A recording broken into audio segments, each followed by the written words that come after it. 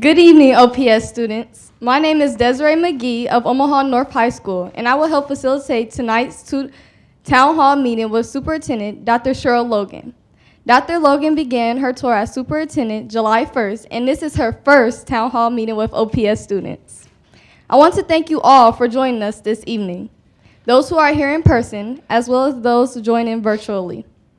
The format of this evening's town hall meeting is as follows. We will begin with a brief introduction from the superintendent. We will then move into our question and answer section, which will last about 50 minutes. Instructions will be given for virtual participants on how to submit questions via text and online. To ensure we have enough time to address questions here from the audience and online, we will take questions from the live audience first and then address questions from virtual audience. Tonight's meeting is public and is being recorded. Ladies and gentlemen, Dr. Cheryl Logan. Thank you. Good evening, everyone, and welcome especially to our OPS students. I'm delighted that you are here. I'm really tickled to see you this evening. I know you have a lot of choices in your entertainment in the evening, and I'm glad that then hopefully this will be a good choice for you this evening. I know it's a great choice for me and for the district. It is my pleasure to be here with you this evening. I'm really thrilled to be joined by Eleanor here, a proud Viking from North High School who will be joining, asking the questions this evening. I've been really looking forward to tonight's discussion, and I'm looking forward to it for a lot of reasons. One, we need your energy and your enthusiasm, your ideas, your excitement. We need to hear the concerns from you, and we need to hear the challenges from you, and we also need to know about the things that are going well from you because you are the ultimate consumer. The purpose of tonight's meeting is to begin an open dialogue between us. This town hall is designed to provide a forum for you to share your thoughts, your current experiences, and allow me and the leadership team, and many of them are here tonight, to learn more about potential areas of opportunity for us for improving your experiences and enhancing your experiences in Omaha public schools. For me as well, I look at all students as potential leaders. And if you think about your student life, at some time you are always a leader. And there will be times in the near or far future where we will need to call on you for your leadership. And I think it's always best to already have a relationship before you call with folks, before you call on them for their assistance. And so I'm excited about having that opportunity to begin that tonight, as I have as well as I visited your schools. Well, thank you, Dr. Logan. Good evening. As Dr. Logan said, I'm Eleanor Dunning, and I'm from Omaha North High. Go Vikings. For those of you in the audience, please raise your hand if you have a question, and someone will get a microphone to you. For those of you participating virtually, please see the screen for instructions on how to text in your questions. Now please text Logan, that's spelled Logan, to the number 22333, and your questions will be submitted. We will address as many questions as time allows. You were all invited to submit questions in advance. Preliminary topics submitted including questions about career pathing, school safety, overcrowding at schools, snow days, and variety in school lunch. So we will begin with a few of those questions to get started. So our first one was, how will you prepare us for jobs that haven't been created yet? That is a challenge for our time. And I will tell you that one of the things that we are doing is every school district, and to include Omaha Public Schools, typically has a strategic plan. And it's time and it's just fortuitous that I just became the superintendent, it's time for us to look at our strategic plan and look at the next version of it. And one of the things that we're doing is we're working with the Chamber, the Omaha Chamber of Commerce. And for students, the Chamber of Commerce is a group of folks who get together and they promote their city, businesses and industry in their city, arts, entertainment, and all of that. And they really very much have a great relationship with the school district, realizing that we are likely to produce many of their future employees. And They have created a 2040 plan, that's to the year 2040, which I can't even tell you how old I'll be in 2040, but it's pretty old. And we are creating our strategic plan to align with theirs. And they worked with a futurist. And there are people out there, young people, who their job is to predict the future based on trends and their research in terms of what they think will be needed. And so the alignment and the coming together of those two plans will hopefully have us create our programming and our strategic plan so that it's not a plan that talks about what we're going to do day to day. We kind of know that. But what we're thinking about, what we'll need to be doing in 10 years, and doing those things and preparing those things now so that students will have the opportunities in school to be trained and to get experiences and exposure to things as they develop in industries. There is a lot of what we call disruption in industry, and young people are the best probably positioned to do that, understanding the trends and what people want from their perspective as young people. So we're very excited about that. We're very excited about working with a futurist, and she's very cool, and many of you will get to know her as she'll be talking with students as well as with staff about plans for the future as she helps us create the next version of our strategic plan. Thank you. You're welcome. So how do you plan on handling issues brought up in the community directly affected by parents and students? Well, I think that I will do a couple of things. I try to make myself very accessible. I think that it's important for people to feel comfortable coming to me to ask me questions, for me to be responsive, and then also to send them to people that may be better positioned to respond, understanding there's a big team of people here to help. Some of them are in the school district and some of them don't work for the school district. So to make sure that I connect them with the people who are closest to being able to respond.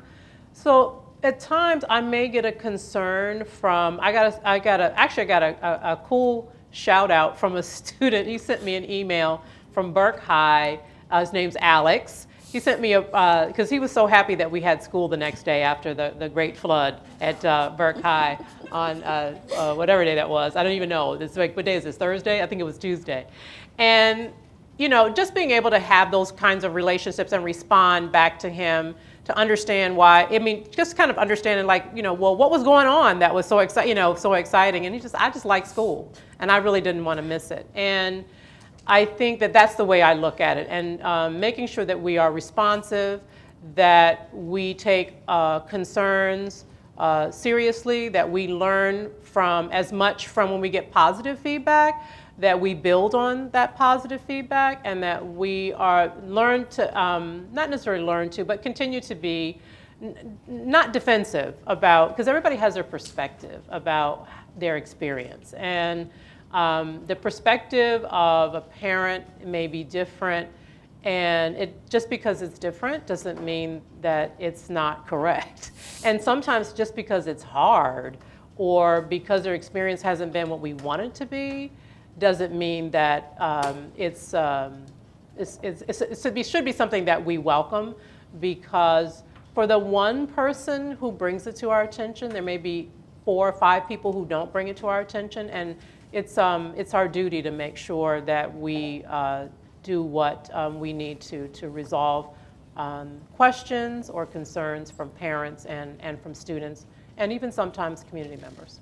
Thank you. Sure. So in regards to school lunches, early graduation, teacher selection with diversity training, what's the plan? Okay, all right. Well, that's a lot in that question, Eleanor. So we'll start with the first one, which is school lunch.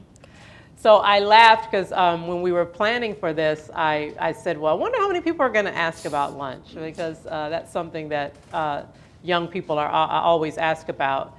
And I do think that I've had some experiences in the last district that I might be able to bring here around helping our nutrition services and thinking about things in some different ways where we had our students very involved. So as we work with our vendors who were, selling us the food. We did a lot of taste testing. So we would have students come in. It wasn't the adults who did it. We actually had them come in. We also had student-created recipes that we turned into, lunch items. And that was, I think, one of the most popular things. When there was one little bun, I'll be honest, I didn't really like it, but it was some little bun that had like blueberries, and the students had created it, and it was students who were in a culinary program, had created this, and then they made it and they, packaged it, and kids could get it. It was part of grab and go, and the kids liked it, so it didn't matter whether I liked it or not, but I think that those are some opportunities to do that. I also, the idea of having more healthy choices and then some opportunity for meals later in the day. One of the things that's very concerning for me is to watch our athletes at the end of the day eat Doritos. I mean, no offense against Doritos. So, Doritos are great, but I don't think it's the best choice for the end of the day. I'm hoping, kids need pasta and they need, carbs, and they need, more complex carbohydrates, I think, in order to play sports well. And I think I see some opportunities there to work with not just nutrition services, but also some of our philanthropists, and then with our parent community as well, our parent boosters. I worked in a school, River Hill High School, go Eagles, back in Howard County, and they had a training table at the end of the day, every day. And parents worked that. And so kids could go, and I think the kids may have paid $1 or something. It was it was really, and that was a pretty affluent community, but they still made it because they wanted to make sure that everybody could get it. So it was like $1, but kids got an apple, and then there was like peanut butter and crackers, stuff that was a little healthier for the athletes to have at the end of the day. And I think that those are also opportunities. And I will say, as a high school principal, I removed all of the soda out of my school. I took a huge hit in terms of the amount of money that was available for the school, because we got, a couple $1,000s a year off of that. I just really, the whole idea of soda being available was just something that I didn't really like. So we had water and Aquafina and all that other stuff that people, the students could get. And I think that we have to help our students make some choices like that, so that they can have some, that we can model for them better ways of living. I love it. All right, so I like this one. How will you prepare us for jobs that haven't been created yet? Well, I talked about that one a little bit before. So you want to go back to the last one before that, Eleanor, was about, I think you asked a question about teachers. Was it teachers or your? Nope, but we can come up with a new one. Okay, all right. All right, so what changes are you making, and what's staying the same about the way that OPS operates? Well, I'm in day 60-something, so I'm not quite there yet. I think one of the things that I hopefully will bring, and I like to always say this place was great before I got here. So, and fantastic people, fantastic kids, teachers and principals and folks that work here. I think enthusiasm about our mission is something that doesn't cost us anything. I am a true believer in public education. And when I see all the opportunities that students have here, I still go to places and I go, kids get to give that? That's awesome. And I think that spreading that enthusiasm, talking to people about what their hopes and dreams are for the future, and helping them able to see how that connects with their experiences that they're having in school, and connecting them to experiences that they don't know exist in the district is something that I hope to bring. I think I have a little bit of technical skill, and that's kind of boring. But I think it's really about how you make people feel about their experiences. They have to fundamentally be good. Now, let me make sure I'm really clear about that. But people want to, I know parents especially, want to feel like their kids are getting the absolute best, that they have the absolute best teachers, the best curriculum, the best facilities, and the ways that I can help make that happen are the things that I'm the most excited about. Wonderful. We have a question over here. Yeah. Do you still have your question? Can you say your name and your school? Yes. My name is Ashlyn Flores, and I go to Benson High School. Go Bunnies. Yes. And I'm also here with MT Java. I'm president of Benson High School's MT Java Club. And my question for right now would be, how are you going to make OPS schools more inclusive for like minorities and the LGBT community and et cetera? I would just like to know, what do you plan on doing for that? So tell me what your definition of inclusive is. It's important for me to understand that to answer your question. Well, what I think inclusivity means is when you can bring people of all things, all mannerisms, all thinkings together as one and as a whole. So, I think that at each individual school, I very much believe in the power of school leadership. And I think that one of the opportunities that I have is to work with school leaders to create those conditions in their individual schools so that people feel as though they belong. One of the wonderful things that's happened for me as I've transitioned to Omaha, Nebraska more broadly, and then to OPS, is that I feel like I belong here. Everyone has treated, I understand I get to be the boss, I get that. So, part of that is that, right? There's that. But I think that people have treated me not like I'm this, not that I'm this oddity, because, I'm female, I'm a person of color.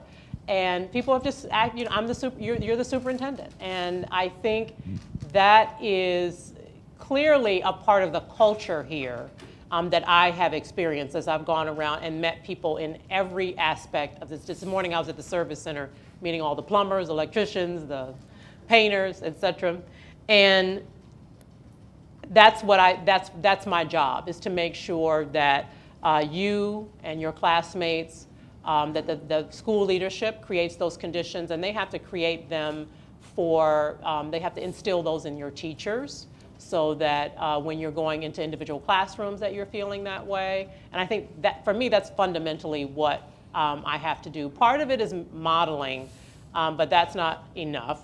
It's also setting the expectations of how children and adults are treated in our district. And I do feel fortunate, and my experiences thus far have been very positive. And that's not to say that there aren't areas where we can improve, because we can always get better. But I will say that my work is more directly with the school leaders to do that, and then obviously department heads work for the adults, so that everyone feels that they belong here, because they do. And we need everyone. There's not anyone that we can say, oh, we don't need that 2% or whatever. We need everyone in order to make this work. Thank you, Dr. Logan. You're welcome. My pleasure. We have another question. Sure. Hello, my name is Camila Dare. I'm a senior at Burke High School. My question is, What do you think is the best way to encourage leadership and communication between OPS students and administration? I think the best way is to talk and for me to share, and all of the adults and administrators, teachers, to have open dialogue with you and to listen to you. And listen when it's hard, right? Because we sometimes we'll put up walls when we hear things that we don't want to hear, or we don't get the feedback that that we want or that we're expecting. And I think that that's the best way. One of the things that I say all the time is I don't really like yes people. I don't want people to tell me I'm great, you know, when I suck, right? And I think that that's I try to surround myself with the people that that will do that for me. And I'm kind of intuitive too. When I think somebody's just blowing smoke at me, or you know, they're just telling me what I want to hear, I kind of am like, oh, okay, sure.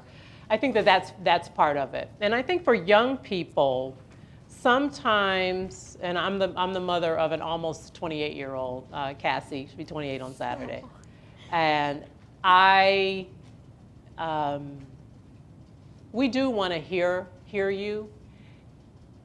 And sometimes the words are hard to say if you're feeling a certain way. And how do you think about making sure your parents know, because your parents definitely want to know how you're feeling.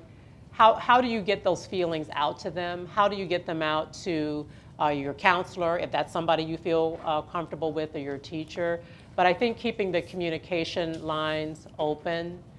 Also, I would say we do understand. Although our experiences are different because we may be from different generations, we do understand. I remember high school, and it was hard because you want to be a certain way, you want to look a certain way, you want to have attention from certain people. And I think that we recognize, your parents recognize that, your peers certainly do, your teachers and counselors do, and so talk to them. And if you don't feel like you can talk, you can write, because writing is another way to express. And then also to find the thing that brings you joy in your high school experience. And and as you go through life, that thing that brings you joy, and try to connect with that as much as you can every day. Awesome, thank you. Sure. Hello, my name is Isabel Schmidt, and I'm also a senior from Omaha Burke High School. My question is, what do you foresee as being the biggest obstacle for OPS this year, and how do you plan on combating it? Great question, Thank you. Ms. Schmidt. Budget is the biggest thing, and I think there's a lot of construction going on around the district. That is a challenge. It's an opportunity because people are going to have great spaces when it's over. But I think that that's a challenge, especially for schools. I was at Nathan Hale. They're doing, going through. Norris kind of went through it last year. They kind of opened, and they're getting close to the end of their process. I think those are the biggest challenges, and also the building of 5 new schools is going to be a challenge for OPS. I think this year. I think there are things going on nationally that could potentially be a challenge, and I'm really monitoring that for how it's going to affect our young people and the adults that are in the district. I think that that's something that's, I know for many adults, it's something that they think about and try to put off, and myself included, but that's something that's kind of not in the back, it's kind of in the middle of my mind, in terms of making sure that we are all safe and happy and healthy. I think it's something that I think about from time to time. Yes. Thank you for your question. Yes. Both of you.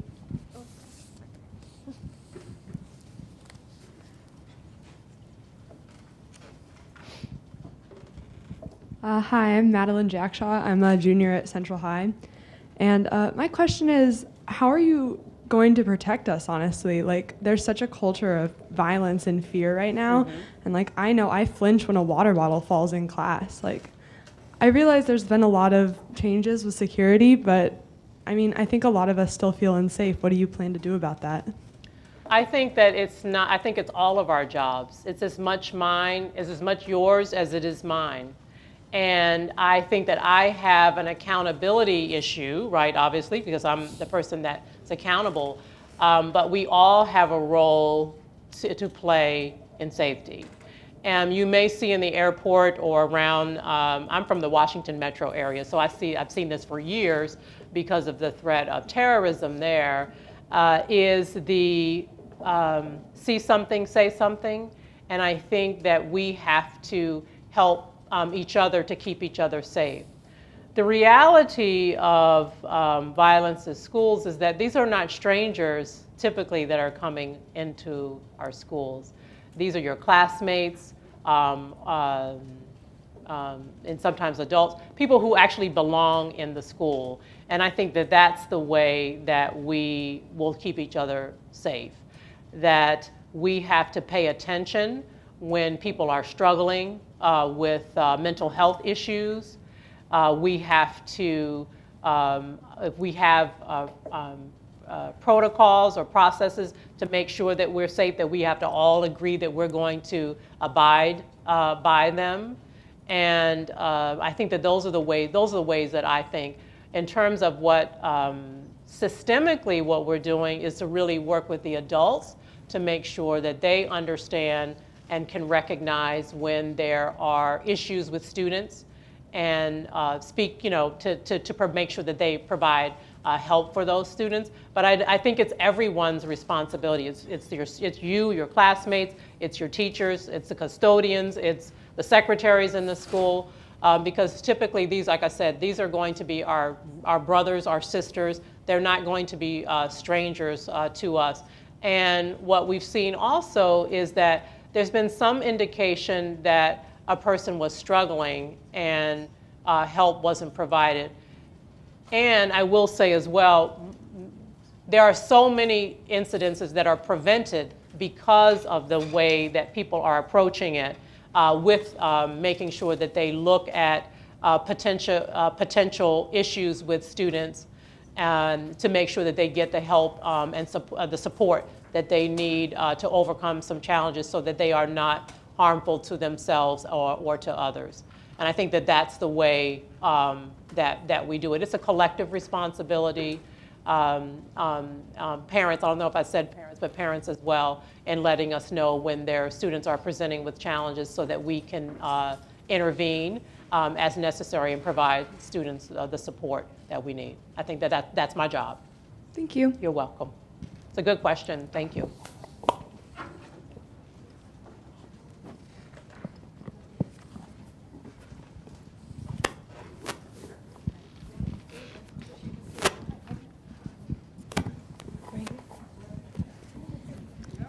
Good evening. Good afternoon. My name is Roderick Beverly Jr. and I'm a student at Lewis and Clark. What was your experience in grade school? In grade school? So I attended Kenmore Elementary School. That's funny. All of my siblings did as well. I was a good student in grade school. I had one fight in the 4th grade with a boy named Dale. He was a bully. And he hit me on the playground, and I hit him back. I probably shouldn't say that, but that's what happened. But I didn't get suspended or anything. As a matter of fact, the principal was like, "What are you doing here?" But I was a good student in grade school. My parents had very clear expectations for what we were going to do in school.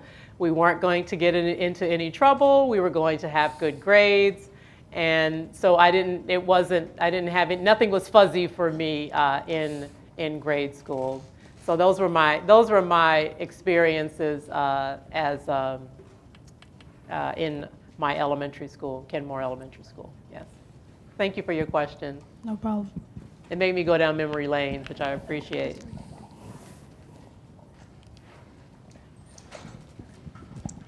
Hello, I'm Hi. Naomi Turner, and I'm a recent graduate of Burke High School. My question for you is, out of all the school districts in the United States, pretty much, why did you choose to come to Omaha? Well, I think two things. Thank you for your question. Two things. Omaha also chose me. And I think that that is the very coolest thing ever. When I applied to school districts, I really looked for some things that I thought where I could bring value add. I wanted to have a district that wasn't too large because I came from a really large district. I wanted to have a district that was growing, and this district is growing. A district where I could use my skills as a Spanish speaker. That was important to me because that's something where you bring a little bit extra value. And I think that the community support for this district lined up with the opportunity that I had and the preparation that I had. One thing I will tell young people is that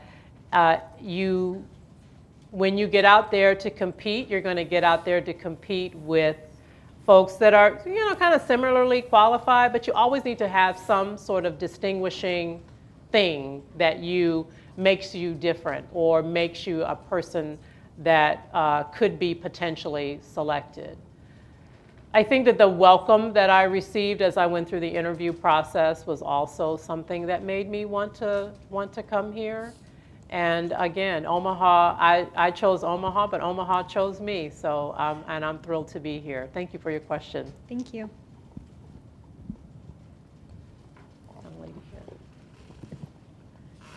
Hi, I'm Coletta Dare, and I'm from Burke High School. And I just wanted to know what your plan for implementing technology into the classroom is.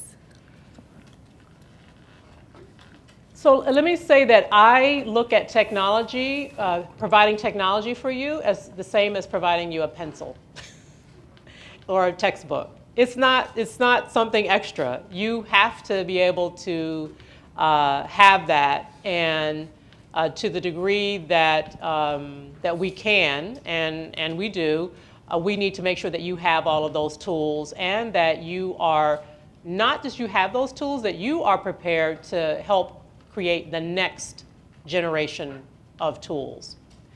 The other day, I was having a conversation with someone about technology. We were doing a contract, and this is a little boring, but stay with me. We're doing a contract, and there was one person, they really wanted to add this software into this 5-year contract. And I kind of laughed, and I was like, no, we're not doing that. And they were like, well, this is a good whatever. And I said, well, no, because I remember the day the iPad came out, right? I remember the day before the iPad came out. And there were many people who purchased technology the day before, right? And then we have this brand new tool, and it completely made all those other tools not necessarily obsolete, but first of all, certainly uncool, and second, it was a game changer, and I think that's our job, is to help you be able to not just consume technology, but also use it to create. And I think that's the way I just look at it in that way. We have plenty of consumers. Everybody in here probably has a cell phone or two, and you use it, consume it, but there are people out there who are creating things, and we call them, again, disruptors, and they change the game, for all of us. And I think that's more of our goal. How do we do that for you? There is lots of artificial intelligence now that's doing coding for us. We don't even really have to do it. So I know we teach coding, but now the computers are coding for us. And I think we have to continually be on the looking around the corners, as they say, in the tech industry, to see what's ahead and make sure that you have those opportunities to do that as well. But I would encourage you to think about it in that way, not necessarily as a consumer, but as a creator, and to make sure that your teachers are giving you those skills in order to do that. Thank you. My pleasure. Hi, I'm Sierra Klein. I'm a sophomore at Northwest High School, and I know we have AVID at like a couple of schools, but is there a way we can implement it into more? Because I think it's super helpful. So for those people who don't know what AVID is, because there may be a few, the AVID is an opportunity where you learn study skills, and I kind of call it executive functioning to help make you a better student. And I think, and not necessarily, I think that we need to teach. I'm not necessarily don't know if we need to buy AVID because they're a vendor. They want us to buy them, but we certainly need to teach the skills to all of our students. So I do agree that every ninth grader, and actually not a lot of they have AVID in middle schools as well. That to teaching those skills, how to. It's really a little bit like a little meta, like learning how to learn and how you can be the best learner. I think that is something we definitely should teach in all schools. And as I do my discovery around where it's really strong, I know it's really strong in several schools here, and there are some schools here, Macmillan is here. They have a lot of great programming to teach their students that I actually got to witness that firsthand when I was visiting. And so I think that's what I'm more interested in, to make sure people that they have those skills. And it's really, but I appreciate that. I'm very appreciative that you talked about how well it helped you, and it'd be great to learn more from you about some of the specific things that it really helped you do, so that we can spread that to your peers. Thank you. Thank you for your question.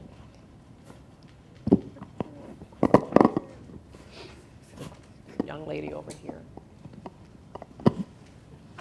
Hi, my name is Naira Abdeslam, and I'm from Macmillan, as you probably could tell. Okay.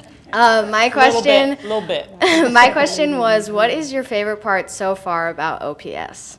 You all. Well, thank you. It's not even a fair fight. You all.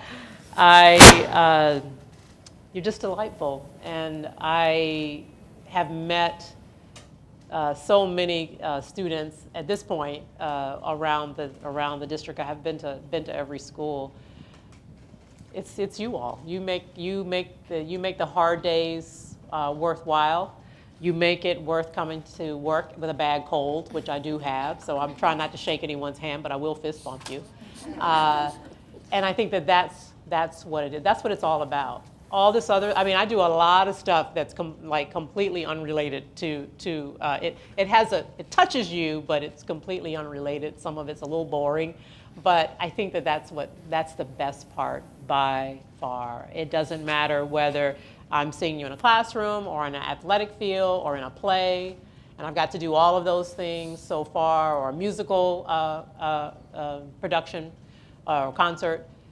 Those are the things that make it worthwhile. You deserve world-class treatment, you deserve world-class teaching, you deserve world-class facilities, and my job and the job of my team is to make sure that you have those. And I will do it every day while I'm here. I will do that and do what I can, and that's what I think I've done that throughout my 30 years of being in education, to make sure you all have what you need, and more importantly, what you deserve. We're actually going to move back to the online questions. Okay. Back to the online questions. All right, so one of them is, how can we get better teacher selection that is trained in diversity? I think a systemic approach to it. Right now, there are opportunities for teachers.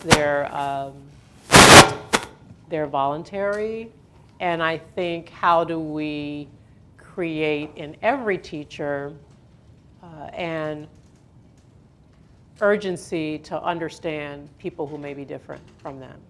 It's something that I do intentionally. I intentionally try to have friends who are different from me, so I can learn about their experiences, who have different faiths, different ages. All of that, to me, makes life worth living. And I think to helping our teachers to understand that urgency, and many of them, probably most of them do, and to the degree possible to have more teachers that share some of the experiences of our young people is another way to do that. So it's about 6:20, so we have time for one more question. Does the audience have any more questions? There's a young lady over here. Hello. Oh, nice. Tell me your name again. I'm sorry, I didn't hear it. Lauren Lewis. I'm sorry? Lauren Lewis. Lauren Lewis. Okay, nice to meet you, Lauren. And my question is, what's one thing you'd like to change about OPS? Ooh, it's a great question, Lauren. Thank you.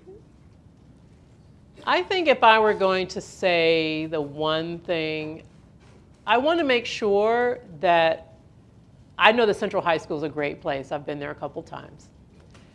I want to make sure that every parent says that about their school and every student feels that, because I can see it in your face when you talk about Central, how you feel about Central. And I want to make sure that every child feels that way about their school. I'm not sure we're there yet, and I think that that's the thing that I'm not saying I want to change, but I want to work towards. Great question. Thank you. What is the district doing to improve ACT scores? Wow, so that's a whopper. I think ACT scores begin in kindergarten because it's a accumulation of knowledge that students, and that's really about strengthening student experiences and student learning all along the way. We can't wait till you get in the 10th grade to get you ready for the ACT in the 11th grade. So I think that's what we have to do. We have to strengthen those programming, making sure that all children can read well by the time they leave 3rd grade, so that they are ready to, from K to 3, you learn to read, and from the rest of your life, you read to learn. And I think that's our challenge. Beautiful. It says, Dr. Logan, thank you for answering questions about school lunches. How will funding grants be applied to assist all students further their education? I'm not sure what the question's asking, but I think what I hear is a kind of an equity. I think that's an equity question. And I think it's something that I'm still reviewing to understand how it's playing out. I talked a little bit about it in Lauren's question because it made me think of that. But that's something that I continue to learn about and explore. And I need to be able to really understand it at a level more than surface, just from what I see, so that we can make those things happen. I think that's it. Yeah. Thank you. Do we have one more audience? No, never mind. Go ahead, Dave. Question for this young lady? Okay, Desiree. Hi, I'm Jalen Bensinger from McMillan, and we were wondering how you're working on creating equity in the athletic program at schools. For females? Yes. I'm not sure. I don't know what it's like yet. But I have spoken with our athletic director a few times, Mr. Eubanks, and we'll be looking into it. I want to make sure that girls have opportunities to be the best athletes that they can be. And I've seen a lot of great examples so far, but I need to be able to understand it at a more, especially based on your question, because it sounds like it's something I need to probably look into a little more. Although I have seen some great programs, and we have some great exemplars in the state with the Nebraska women's volleyball team, being national champions, and I look forward to doing that. But it's something that's important. I mean, it's not a secret that I love to work out. And I think that that's a really important part of your life, and it starts early when you start forming those habits about physical exercise, how great it makes you feel, and the fact that it also is connected with high graduation rates and doing very well in school. So, yeah, thank you for your question. Appreciate it. Okay, that concludes our question and answer section. We'd like to thank First Nebraska Great Credit job, Union Deb. for Great job. sponsoring You did very this well. evening's Student Town Hall meeting. At this time, please find the tickets you received at the door tonight as we begin our drawing. First Nebraska Credit Union provided us with 2 $100 gift cards, and 2 lucky students will go home with those tonight. Ready? Are you guys ready? Drum roll. Kennedy A. Kennedy. Kennedy.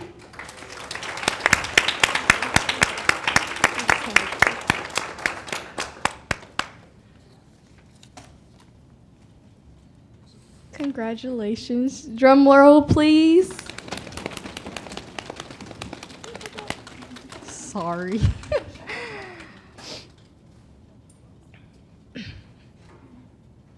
Paul Fly One.